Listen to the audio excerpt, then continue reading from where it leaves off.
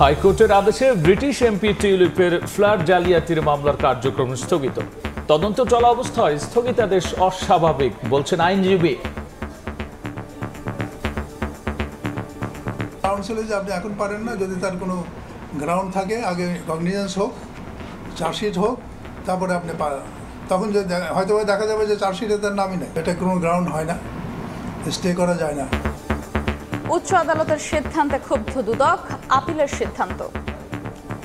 একটা substantive position stay করার ব্যাপার আসে যখন চার্জশিট হয়, চার্জশিটের আগে প্রসিডিং স্টে করা মানে বিচারটা আর চলবে না, আগাবে না, ইনকোয়ারিই হবে না। দেখছিলেন প্রধান শিরোনাম। সন্ধ্যার সময় সঙ্গে আছি আমি গোলাম রাব্বি এবং আমি আফরোজা মৌটুসী। এবার অন্যান্য শীর্ষ সংবাদ। শাপলা প্রতীক পেতে আবারও আবেদন এনসিপির, না পেলে রাজনৈতিকভাবে মোকাবেলার হুঁশিয়ারি। পেশি শক্তি ব্যবহার করে আর কেউ ক্ষমতায় আসতে পারবে না, পিরোজপুরে নাহিদ। বিএনপিকে তুড়ি মেরে উড়িয়ে দেয়া যাবে না, জাতীয়তাবাদী শক্তির বিরুদ্ধে অপপ্রচারের অভিযোগ মির্জা ফখরুলের। নির্বাচন বাধাগ্রস্ত করলে মানবে না জনগণ, বললেন খসরু। জরুরি অবস্থা জারি নিয়ে নতুন বিধানে ঐক্য, মন্ত্রিসভার সিদ্ধান্তে সায় লাগবে বিরোধী নেতারও। জ্যেষ্ঠ দুজনের মধ্য থেকে প্রধান বিচারপতি নিয়োগে সম্মতি। এবং এবছর ৪,০০০-এর বেশি হাজি ফেরত পাচ্ছেন বাড়ি ভাড়া সার্ভিস চার্জের টাকা। সরকারি প্যাকেজে খরচ কমায় কারণ জানালেন উপদেষ্টা। হজে গিয়ে ৪৫ বাংলাদেশি মৃত্যু।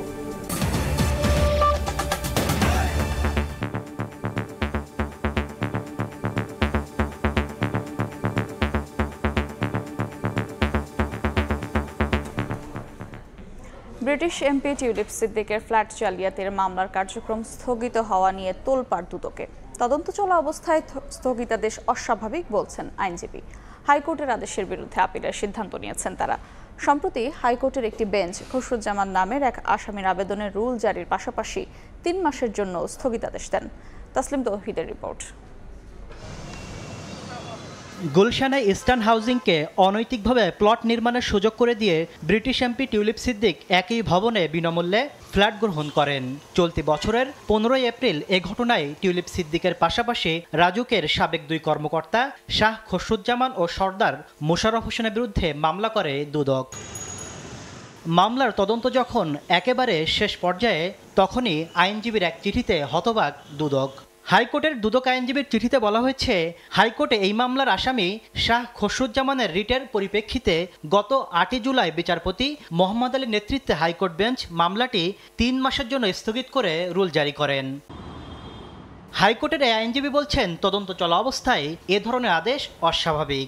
মামলা যদি চার্জশিট হয়ে না থাকে, শুধুমাত্র ইনকোয়ারি চলতে থাকে, এমত অবস্থায় আমাদের দেয়ার লর্ডশিপস কেন এটা পুরো টেস্টে করেছেন, এটা পুরো রেকর্ড না দেখে বলা যাবে না। নর্মালি তো একটু ব্যাপার হয়, যেহেতু এটা ইনভেস্টিগেশন চলতেছে, ইনভেস্টিগেশন স্টে করা যায় না। প্রসিডিং মানে কি, further proceeding means all the proceeding from starting to ending প্রসিডিংই বলা হয়। কিন্তু সেক্ষেত্রে একটা সাবস্টেন্টিভ পজিশন স্টে করার ব্যাপার আসে যখন চার্জশিট হয়, চার্জশিটের আগে প্রসিডিং স্টে করা মানে বিচারটা আর চলবে না, আগাবে না, ইনকোয়ারিই হবে না, এরকম একটা ব্যাপার। বিষয়টি জানতে চাওয়া হয় সংশ্লিষ্ট আইনজীবীর কাছে। তার জবাব, ক্ষুব্ধ তারা। আদেশ বাতিল চেয়ে যাওয়া হবে আপিল বিভাগে। ওটা অ্যাপিলেট ডিভিশনে গেছে। হ্যাঁ, ওটা এটা কোনো গ্রাউন্ড হয় না, স্টে করা যায় না আমার মতে।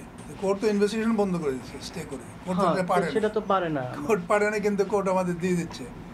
সেই জন্য আমার এটা গ্রাউন্ড ছিল যে আপনি এখন পারেন না, যদি তার কোনো গ্রাউন্ড থাকে, আগে কগনিজেন্স হোক, চার্জশিট হোক, তারপরে আপনি তখন যে হয়তো দেখা যাবে যে চার্জশিটে তার নামই নেই। উচ্চ আদালতের আদেশের কারণে থমকে গেছে টিউলিপের মামলার পুরো তদন্ত কাজ। তবে আইনজীবী জানিয়েছেন, পুরো মামলা নয়, শুধুমাত্র পিটিশনার হিসাবে খসরুজ্জামানের বিরুদ্ধে তদন্ত বন্ধে নির্দেশনা দেয়া হতে পারে লিখিত আদেশে। যারা অ্যাপ্লাই করবে একটা মামলাতে, যদি ৫ জন অ্যাকিউজ থাকে, কারণ সেই আগে যারা অ্যাপ্লাই করবে, যারা অ্যাপ্লিকেশনে দিবে, কিন্তু এটা হলো খসরুজ্জামান নিজে অ্যাপ্লাই করছে শুধু তার জন্য। কারণ তার গ্রাউন্ডটা বলতেছে যে সে এই মামলাতে অ্যাডভোকেটের যে অ্যাডভোকেসি করেছে, he has given his opinion, তো সুতরাং তার জন্য তাকে ধরা যায় না, সে এই ওপিনিয়নটা। তারপরে এখন মাত্র এফআইআর স্টেজে আছে। এদিকে টিউলিপ সংশ্লিষ্ট এই মামলাটি সচল করতে আপিল সহ অন্যান্য পদক্ষেপ নিতে তোড়জোড় শুরু করেছে দুদক। তাসলিম তৌহিদ, সময় সংবাদ, ঢাকা। রাজধানী পুরান ঢাকায় নৃশংসভাবে ব্যবসায়ী সোহাগকে হত্যায় জড়িত আরও দুজনকে গ্রেফতার করেছে আইন শৃঙ্খলা বাহিনী। এ নিয়ে চাঞ্চল্যকর এ মামলায় 7 জন গ্রেফতার হয়েছে। স্বরাষ্ট্র উপদেষ্টা জানিয়েছেন, সোহাগ হত্যা মামলা দ্রুত বিচার ট্রাইব্যুনাল নেওয়ার পদক্ষেপ নেওয়া হয়েছে। রাজনৈতিক বিবেচনায় কেউ ছাড় পাবে না জানিয়ে তিনি বলেছেন, অপরাধী ধরতে চিরুনি অভিযান পরিচালনা করা হবে। এদিকে বিচার বিভাগীয় তদন্ত চেয়ে হাইকোর্ট রিট করেছেন এক আইনজীবী। হত্যাকাণ্ডের প্রতিবাদে ফুঁসছে শিক্ষার্থীরা। নিরাপত্তা নিশ্চিতে কার্যকর পদক্ষেপ না নেওয়া পর্যন্ত শাটডাউন কর্মসূচি পালন করছেন মিডফোর্ডের শিক্ষার্থীরা। রোববার দুপুরে মেডিকেল কলেজ থেকে বিক্ষোভ মিছিল বের করেন তারা। এ সময় বহিরাগতদের প্রবেশ ঠেকানো, ফুটপাতের দোকান উচ্ছেদ ও আনসার বাহিনীকে আরও সক্রিয় হওয়ার দাবি তোলেন শিক্ষার্থীরা। সোহাগ হত্যার বিচার চেয়ে এদিন রাজধানীতে বিভিন্ন কর্মসূচি পালন করা হয়। ঢাকা কলেজ থেকে বিক্ষোভ মিছিল বের করেন শিক্ষার্থীরা। সায়েন্স ল্যাব হয়ে পুনরায় ঢাকা কলেজ গেটে গিয়ে শেষ হয় মিছিলটি।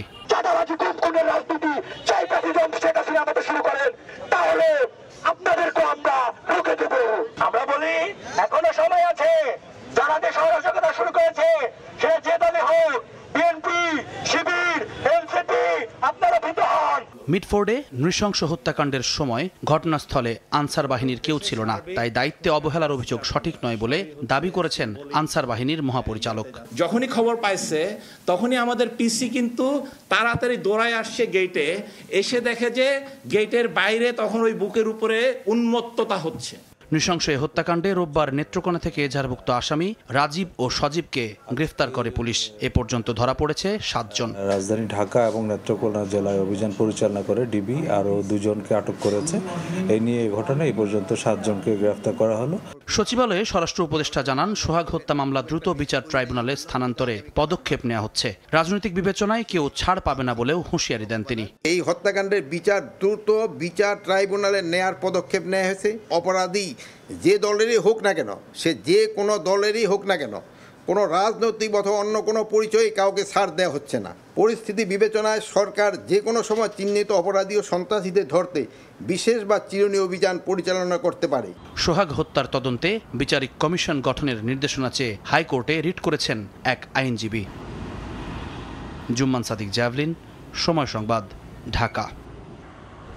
আইনি বাধা নিয়ে দাবি করে আবারও দলীয় প্রতীক হিসেবে শাপলা চেয়ে আবেদন করেছে জাতীয় নাগরিক পার্টি এনসিপি। সিএসির সঙ্গে বৈঠক শেষে দলটির নেতারা বলেন, কাঙ্ক্ষিত মার্কা না দিলে রাজনৈতিকভাবে মোকাবিলা করা হবে। এ সময় আওয়ামী লীগের নৌকা প্রতীক স্থগিত করার দাবি জানান তারা। সম্প্রতি রাজনৈতিক দলের নিবন্ধন চেয়ে আবেদন করে তরুণদের রাজনৈতিক দল জাতীয় নাগরিক পার্টি এনসিপি। দলীয় প্রতীক হিসেবে শাপলা, কলম কিংবা মোবাইল ফোন বরাদ্দ চায় দলটি, কিন্তু 10 জুলাই ভোটের মার্কা হিসেবে শাপলা তালিকাভুক্ত না করার সিদ্ধান্ত নেয় ইসি। এ নিয়ে অসন্তোষ জানায় এনসিপি। এর মধ্যেই রোববার নির্বাচন ভবনে সিইসি এএমএম নাসির উদ্দিনের সঙ্গে বৈঠক করে এনসিপির প্রতিনিধি দল। দলের নিবন্ধন দলীয় প্রতীক প্রবাসীদের ভোটার করার উদ্যোগ নিয়ে আলোচনা করে দুপক্ষ। সোয়া 2 ঘন্টার বৈঠক শেষে ব্রিফিংয়ে এনসিপির আইনজীবী জানান, শাপলাকে দলীয় প্রতীক করতে আইনি বাধা নেই, তাই দলের পক্ষে নতুন করে আবেদন জমা দেওয়া হয়েছে। এ সময় আওয়ামী লীগের নিবন্ধন স্থগিত থাকার যুক্তি তুলে ধরে দলটির প্রতীকও স্থগিত করার দাবি জানান তিনি। নৌকাকে কিন্তু এখনো তালিকা থেকে বাদ দেওয়া হয়নি, তো আমরা এই বিষয়টি কমিশনের নজরে এনেছি যে আইনগতভাবে আপনারা নৌকাকে এই যে তালিকা, এই তালিকার ভিতরে রাখতে পারেন না যতক্ষণ না এটি সরকার তাদের এই আওয়ামী লীগের উপরে যে সাময়িক নিষেধাজ্ঞা আছে সেটি তুলে নেয়। শাপলাকে প্রতীক দেয়া না হলে রাজনৈতিকভাবে মোকাবিলা করার হুঁশিয়ারি দিয়ে এনসিপির মুখ্য সমন্বয়ক নাসির উদ্দিন পাটোয়ারি বলেন, নির্বাচনের আগেই ইসিকে পুনর্গঠন করতে হবে। আমাদের শাপলার কোনো বিকল্প অপশন নাই, কারণ লিগ্যাল ওয়েতে আমরা দেখেছি আইনগতভাবে শাপলা পেতে আমাদের কোনো বাধা নেই। যদি বাধা দেওয়া হয় সেটা আমরা রাজনৈতিকভাবে লড়াই করব। শাপলা প্রতীক চেয়ে সবার আগে আবেদন করে নাগরিক ঐক্য। তালিকাভুক্ত না থাকায় কেটলি পায় দলটি। 17 এপ্রিল ফের শাপলা প্রতীক চায় মাহমুদুর রহমান মান্নার দল। এর 2 মাস পর একই মার্কা চেয়ে আবেদন করে এনসিপি। কাউসারা চৌধুরী কুমু, সময় সংবাদ, ঢাকা। পেশি শক্তি ব্যবহার করে আর কেউ ক্ষমতায় আসতে পারবে না বলে হুঁশিয়ারি দিয়েছেন এনসিপির আহ্বায়ক নাহিদ ইসলাম। দেশ গড়তে এনসিপির জুলাই পদযাত্রার 13তম দিনে পিরোজপুরে একথা বলেছেন তিনি। কেউ কেউ শুধু ক্ষমতা চায়, কিন্তু বিচার সংস্কার চায় না বলে এ সময় মন্তব্য করেছেন নাহিদ ইসলাম। রোদ বৃষ্টি উপেক্ষা করে জাতীয় নাগরিক পার্টির ১৩তম দিনের জুলাই পদযাত্রা পিরোজপুর ও ঝালকাঠিতে। তাই সকাল থেকেই খণ্ড খণ্ড মিছিল নিয়ে নেতাকর্মীরা জড়ো হন পিরোজপুর শহরের কেন্দ্রীয় শহীদ মিনার প্রাঙ্গণে। রোববার সকাল ১১টায় দলটির নেতাকর্মীরা গাড়িবহর নিয়ে সার্কিট হাউসে আসেন। সেখান থেকে শহীদ মিনারে গিয়ে পথসভা করেন জাতীয় নাগরিক পার্টির নেতারা। এ সময় সংক্ষিপ্ত সমাবেশে বৃষ্টি মাথায় নিয়ে এনসিপির আহ্বায়ক নাহিদ ইসলাম বলেন, গুম, খুন, নির্যাতন, দুর্নীতি, লুটপাট, ভোটাধিকার হরণ, সন্ত্রাসী কার্যকলাপ সহ এমন কোনো অপকর্ম নেই যে ফ্যাসিস্ট সরকার করেনি। গুম, খুন, নির্যাতন, দুর্নীতি, লুটপাট, ভোটাধিকার হরণ সবকিছু এই সরকার, গত সরকার করেছে। তিনবার আপনারা ভোট দিতে পারেন নাই। শুধু সরকার বা রাজনৈতিক দল নয়, মানুষের উপর নির্যাতন চালিয়েছে পুলিশ, আমলাতন্ত্র এবং সরকার, রাষ্ট্রযন্ত্রের সকল বাহিনী। এই যে জুলুমের একটা সরকার ছিল, সেই সরকার থেকে এই জুলুমের একটা সিস্টেম ছিল, সেই সিস্টেম থেকে পরিত্রাণের জন্য রাজপথে নেমে এসেছিল। কেউ কেউ শুধু ক্ষমতা চায় কিন্তু বিচার সংস্কার চায় না মন্তব্য করে নাহিদ ইসলাম বলেন, চাঁদাবাজ, দুর্নীতিবাজদের রুখে দিতে গণ অভ্যুত্থানের শক্তি এখনো রাজপথে। কেউ কেউ শুধু ক্ষমতা চাইছে, শুধু দ্রুত নির্বাচন চাইছে, সংস্কার তাদের কাছে গুরুত্বপূর্ণ মনে হয় নাই। কিন্তু আমরা বলছি সংস্কার লাগবে এবং এই আওয়ামী লীগের বিচার লাগবে এবং একটা নতুন সংবিধান লাগবে। এই চাঁদাবাজদের অত্যাচারে তারা ব্যবসা করতে পারতেছে না ঠিক মতো। আপনারা ঢাকায় বিভৎস ঘটনাটা দেখেছেন, কিভাবে পাথর মেরে আমাদের এক ব্যবসায়ীকে দখলদারিত্বের অন্তর্গতনের কারণে মেরে ফেলা হয়েছে। জনগণের বিরুদ্ধে যারা দাঁড়াবে তাদের কারো সঙ্গে ঐক্য করবে না এনসিপি। দেশে ভয়ের সংস্কৃতি করে প্রশাসন দলীয়করণের চেষ্টা চলছে বলে অভিযোগ করেন দলটির আহ্বায়ক নাহিদ ইসলাম। ঝালকাঠিতে পথসভায় একথা বলেন তিনি। এমন একটা রাজনৈতিক দল আমরা তৈরি করতে চাই, যেই দলটা হবে গণমানুষের দল, যেই দলটা মানুষের সমস্যা নিয়ে কাজ করবে, মানুষের পাশে দাঁড়াবে, মানুষের মর্যাদা নিশ্চিত করবে। আমরা কোনো চাঁদাবাজদের, সন্ত্রাসীদের, দুর্নীতি মাফিয়া ব্যবসায়ীদের কোনো দল হইতে চাই না। সোমবার পটুয়াখালী ও বরগুনায় জুলাই পদযাত্রা অনুষ্ঠিত হবে। মনিরুজ্জামান প্রান্ত, সময় সংবাদ। বিএনপিকে তুড়ি মেরে উড়িয়ে দেয়া যাবে না বলে মন্তব্য করেছেন বিএনপি মহাসচিব মির্জা ফখরুল ইসলাম আলমগীর। জাতীয়তাবাদী শক্তির বিরুদ্ধে অপপ্রচার চলছে বলেও জানান তিনি। এদিকে দলের স্থায়ী কমিটির সদস্য আমির খসরু মাহমুদ চৌধুরী বলেছেন, যারা নির্বাচন বাধাগ্রস্ত করতে চায় জনগণ তাদেরকে প্রত্যাখ্যান করবে। রোববার দেশজুড়ে নানা কর্মসূচিতে অংশ নেন বিএনপির শীর্ষ নেতারা। দল এবং ভারপ্রাপ্ত চেয়ারম্যান তারেক রহমানের বিরুদ্ধে অপপ্রচার সহ নির্বাচন পেছানোর জন্য পরিকল্পিত ষড়যন্ত্র চলছে বলে দাবি করেন নেতারা। বিকেলে গুলশানে একটি হোটেলে Tarique Rahman the hope of Bangladesh নামের বইয়ের মোড়ক উন্মোচন করে দলটির মহাসচিব মির্জা ফখরুল ইসলাম আলমগীর বলেন, বিএনপিকে তুড়ি মেরে উড়িয়ে দেওয়া যাবে না। দলটি বারবার প্রমাণ করেছে ধ্বংসস্তূপ থেকে কিভাবে জেগে উঠতে হয়। আমি এটা জোর দিয়ে বলতে চাই, বিএনপিকে এত সহজে তুড়ি মেরে উড়িয়ে দেওয়া যাবে না। বিএনপি প্রমাণ করেছে, প্রতিবার প্রমাণ করেছে যে বিএনপি সেই ধ্বংসস্তূপ থেকে জেগে উঠতে জানে। লোভ, লালসা এ সমস্ত ঊর্ধ্বে উঠে আমাদের বিএনপি নেতারা কিন্তু একজোট হয়ে দাঁড়িয়ে থাকে। এদিন চট্টগ্রামে বিএনপির স্থায়ী কমিটির সদস্য আমির খসরু মাহমুদ চৌধুরী বলেন, যারা রাজনীতিকে কলুষিত করে নির্বাচন বাধাগ্রস্ত করতে চায় তাদের জনগণ প্রত্যাখ্যান করবে। পরস্পরের প্রতি সম্মান বোধ রেখে বিএনপির রাজনীতিকে উচ্চ পর্যায়ে নিয়ে যেতে হবে। এর আগে সকালে সিলেট মহানগর বিএনপির বিশেষ সভায় দলটির স্থায়ী কমিটির সদস্য ডাক্তার AZM জাহিদ হোসেন বলেন, যারা মব করে অভ্যস্ত তারাই মিটফোর্ডের ঘটনাটি ঘটিয়েছে। জনগণের সমর্থিত সরকার ছাড়া, গণতন্ত্র ছাড়া এখান থেকে পরিত্রাণ পাওয়ার কোনো উপায় নেই। তা না হলে সর্বগ্রাসী এই সমস্ত সন্ত্রাস, দুর্নীতি, চাঁদাবাজি বাংলাদেশকে বিপদগামী করতে পারে। গেল 10 মাসে জুলাই হত্যার বিচার সরকার করতে পারেনি বলেও অভিযোগ করেন বিএনপি নেতারা। জনগণের সমর্থিত সরকার ছাড়া। শাতিলা শারমিন, সময় সংবাদ। দেখছেন সন্ধ্যার সময় আরও থাকছে।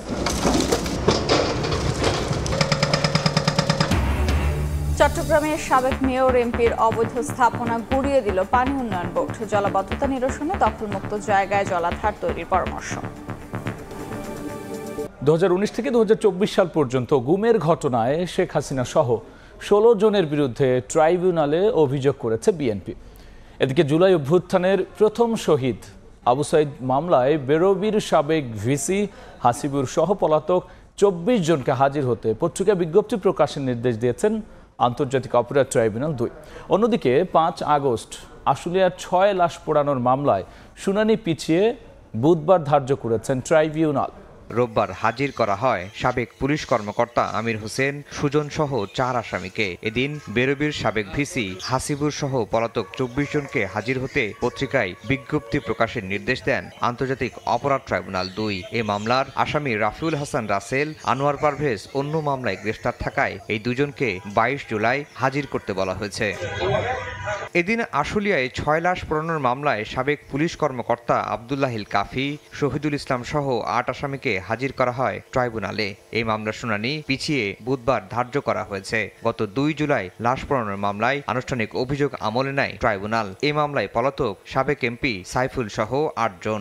এই মামলাতে 8 জন আসামি কাস্টডিতে আছে, আর 5 জন আসামির ওয়ারেন্ট এক্সিকিউশন রিপোর্ট এখনও ট্রাইব্যুনালে আসেনি, এসে পৌঁছায়নি। সেজন্য আমরা মাননীয় ট্রাইব্যুনালের কাছে সময় চেয়েছি। মাননীয় ট্রাইব্যুনাল এটি 16 জুলাই ধার্য করেছেন। এদিকে 2019 সাল থেকে 2024 সাল পর্যন্ত গুমের ঘটনায় ট্রাইব্যুনালের প্রসিকিউশনে অভিযোগ দাখিল করেছে বিএনপি। গুমের সঙ্গে জড়িত থাকায় শেখ হাসিনা, আনিসুল হক, বেনজির আহমেদ, সাবেক সেনাপ্রধান আজিজ আহমেদ সহ 16 জনের বিরুদ্ধে তদন্ত করে ব্যবস্থা নিতে বলা হয়েছে। তাদেরকে ইলেকট্রিক শর্ট দিয়েছে, বিভিন্ন অত্যাচার করেছে, সেই সমস্ত অত্যাচারের বর্ণনা দিয়েছে। বিএনপি করে, তাদের পরিবার বিএনপি, সবাই বিএনপি করে, এইটাই ছিল তাদের প্রধান অপরাধ। তিনি বলেন, শুধু বিএনপির রাজনীতি করার কারণে আওয়ামী লীগের আমলে নির্মম নির্যাতনের শিকার হতে হয়েছে বিএনপির নেতাকর্মীদের। প্রধান বিচারপতি নিয়োগ এবং জরুরি অবস্থা জারি সংক্রান্ত বিষয়ে রাজনৈতিক দলগুলোর মধ্যে ঐক্যমত্য তৈরি হয়েছে। তবে তত্ত্বাবধায়ক সরকার গঠনের প্রক্রিয়া নিয়ে একমত হতে পারেনি দলগুলো। দিনভর আলোচনা শেষে ঐক্যমত্য কমিশনের সহসভাপতি অধ্যাপক আলী রিয়াজ বলেন, আলোচনার অগ্রগতি অব্যাহত থাকলে চলতি মাসের শেষ নাগাদ জাতীয় সনদ তৈরি করবে কমিশন। মৌলিক সংস্কার বাস্তবায়নে রাজনৈতিক দলগুলোর সঙ্গে ধারাবাহিক বৈঠক করছে জাতীয় ঐকমত্য কমিশন। রোববার বেলা 11টায় শুরু হয় দ্বিতীয় দফার 12 দিনের সংলাপ। তৃতীয় দিনের মতো আলোচনা হয় প্রধান বিচারপতি নিয়োগ, তত্ত্বাবধায়ক সরকার এবং জরুরি অবস্থা ঘোষণা প্রসঙ্গে। দীর্ঘ বৈঠকে জ্যেষ্ঠতার ভিত্তিতে প্রধান বিচারপতি নিয়োগ দেওয়ার বিষয়ে একমত হয় রাজনৈতিক দলগুলো। তবে বিএনপি সহ অন্যান্য দলের দাবি অনুসারে প্রথম 2 জনের মধ্যে একজনকে নির্বাচনের বিষয়ে সিদ্ধান্ত নিতে নির্বাচনের ইশতেহারে উল্লেখ করে সংখ্যাগরিষ্ঠতা পেলে সংবিধান পরিবর্তন করা যাবে মর্মে একমত হয় দলগুলো। একই সঙ্গে প্রধানমন্ত্রীর একক প্রতি স্বাক্ষরের পরিবর্তে বিরোধী দলীয় নেতা বা উপনেতাকে অন্তর্ভুক্ত করে মন্ত্রিসভার সিদ্ধান্তের ভিত্তিতে জরুরি অবস্থা জারির বিধান করার বিষয়ে একমত হয় দলগুলো। তবে তত্ত্বাবধায়ক সরকার গঠন প্রসঙ্গে ঐকমত্য তৈরি হয়নি এদিনও। আমাদের দৃঢ় বিশ্বাস যে আমাদের যে অগ্রগতি সাধিত হচ্ছে সেই অগ্রগতি অব্যাহত রেখে আমরা জুলাই মাসের শেষ নাগাদ একটি জাতীয় সনদে উপনীত হতে পারব। বিচার বিভাগকে বাদ দিয়ে তত্ত্বাবধায়ক সরকার গঠনে একমত হওয়ার কথা জানালেও গঠন প্রক্রিয়া নিয়ে ভিন্ন মত জানায় দলগুলো। সংসদের যে বাছাই কমিটি নির্বাচিত প্রতিনিধিদেরকে নিয়ে হবে, সমস্ত দলকে যুক্ত করে হবে। জামায়াতের নায়েবে আমির সৈয়দ আব্দুল্লাহ মোহাম্মদ তাহের বলেন, মৌলিক বিষয়ে শুধু ঐকমত্য তৈরি হলেই হবে না, বাস্তবায়নের আইনগত ভিত্তি থাকতে হবে। এই ঐকমত্য যে সমস্ত জায়গায় হচ্ছে এটার একটা লিগ্যাল ভিত্তি বিফোর দ্য ইলেকশন এখানে দিতে হবে। বিএনপি স্থায়ী কমিটির সদস্য সালাহউদ্দিন আহমদ বলেন, প্রধান বিচারপতি নিয়োগ সংক্রান্ত আলোচনায় জাতীয় ঐকমত্য সৃষ্টির স্বার্থে একমত হয়েছে বিএনপি। অমীমাংসিত তত্ত্বাবধায়ক ব্যবস্থা নিয়েও সুনির্দিষ্ট মতামত দেওয়া হয়েছে। জাস্টিস শাহাবুদ্দিনের ক্ষেত্রে তিনি চিফ জাস্টিস থেকে ভাইস প্রেসিডেন্টের পদে শপথ নিলেন, তারপরে প্রেসিডেন্ট রিজাইন করার পরে অ্যাক্টিং প্রেসিডেন্ট হলেন। এখানে তো কোনো আইন কানুন করতে হয় না, ঐকমত্যে পৌঁছালে আইন এবং সংশোধনী কোনো বিষয় না। সংবিধান, নির্বাচন ব্যবস্থা, বিচার বিভাগ, দুদক ও জনপ্রশাসন সংস্কার কমিশনের 166টি সুপারিশের বিষয়ে 57টি সংলাপ করেছে জাতীয় ঐকমত্য কমিশন। হাসান ওয়ালি, সময় সংবাদ, ঢাকা। সিন্ডিকেটের তৎপরতা ছাড়াই চলতি বছর হজ ব্যবস্থাপনার সব কার্যক্রম সম্পন্ন হয়েছে বলে জানিয়েছেন ধর্ম উপদেষ্টা। দুপুরে সচিবালয়ে সংবাদ সম্মেলনে এবছরের হজ ব্যবস্থাপনার সার্বিক দিক তুলে ধরেন তিনি। বলেন, এবার সৌদিতে বাড়ি ভাড়া ও সার্ভিস চার্জ কমায় 8,28,90,183 টাকা ফেরত পাচ্ছেন হাজিরা। ধর্ম মন্ত্রণালয় হজ প্রক্রিয়ায় কোনো ব্যবসা করেন না, আমরা কোনো লাভ করি না। বাড়ি টু বাড়ি, ডোর টু ডোর গিয়ে বাড়ি ভাড়া করেছেন, নেগোসিয়েশন করে বাড়ি ভাড়া কমিয়েছেন। হাজির নাম্বার আমাদের কাছে আছে, তাদের অ্যাকাউন্ট নাম্বার আছে। আমরা খুব অতি সত্তর 8,28,90,183 টাকা, এই পরিমাণ টাকা একেবারে গ্র্যাজুয়ালি তাদের অ্যাকাউন্টে পৌঁছে দেব। চট্টগ্রামের সাবেক মেয়র ও সংসদ সদস্যদের দখলে থাকা অবৈধ স্থাপনা গড়িয়ে দিয়েছে পানি উন্নয়ন বোর্ড। সকালে জেলা প্রশাসন, পুলিশ ও সেনা সদস্যদের নিয়ে উচ্ছেদ অভিযান পরিচালনা করা হয়। চট্টগ্রামের উত্তর হালি শহর থেকে উত্তর কাট্টলী পর্যন্ত পানি উন্নয়ন বোর্ডের 40 একরের বেশি জমি দখল করেছিলেন সাবেক মেয়র মঞ্জুর আলম, সাবেক সংসদ সদস্য দিদারুল আলম সহ আওয়ামী লীগের দাপুটে নেতা এবং বিভিন্ন শিল্প গ্রুপ। জায়গা দখল করে মিনি স্টেডিয়াম, রেস্তোরাঁ সহ বিভিন্ন প্রতিষ্ঠান গড়ে তোলে। আজ অবৈধ স্থাপনা উচ্ছেদ করে দখলমুক্ত করা হয় সরকারি জমি। এ পর্যায়ে শীর্ষ সংবাদ জানিয়ে দিচ্ছে আরেকবার। হাইকোর্টের আদেশে টিউলিপে ফ্ল্যাট জালিয়াতির মামলার কার্যক্রম স্থগিত, তদন্ত চলা অবস্থায় স্থগিতাদেশ অস্বাভাবিক বলছেন আইনজীবী। আপিলের সিদ্ধান্ত দুদকের। বিএনপিকে তুড়ি মেরে উড়িয়ে দেয়া যাবে না, জাতীয়তাবাদী শক্তির বিরুদ্ধে অপপ্রচারের অভিযোগ মির্জা ফখরুলের। নির্বাচন বাধাগ্রস্ত করলে মানবে না জনগণ, বললেন খসরু। এই ছিল সন্ধ্যার সময়। সঙ্গী থাকুন সময়।